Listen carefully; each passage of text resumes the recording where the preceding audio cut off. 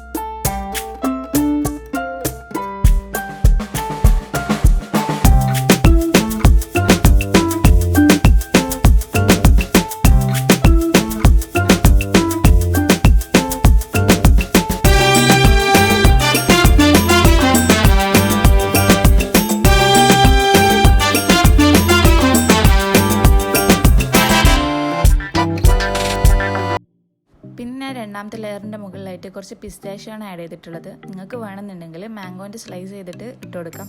അപ്പോൾ ഞാനിവിടെ പിസ്താഷ്യോ മാത്രമാണ് ഇട്ടിട്ടുള്ളത്. മാംഗോ സ്ലൈസ് ചെയ്ത് എനിക്ക് തോന്നുന്നു കുറച്ചും കൂടി ടേസ്റ്റ് കൂടുതലായിരിക്കും.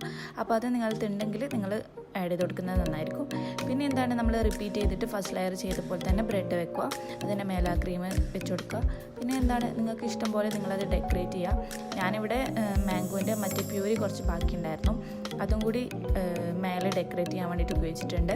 പിന്നെ കുറച്ച് പിസ്താഷ്യം കൂടി സൈഡിൽ കൊടുത്തിട്ടാണ് ഇത് റെഡിയാക്കിയിട്ടുള്ളത്.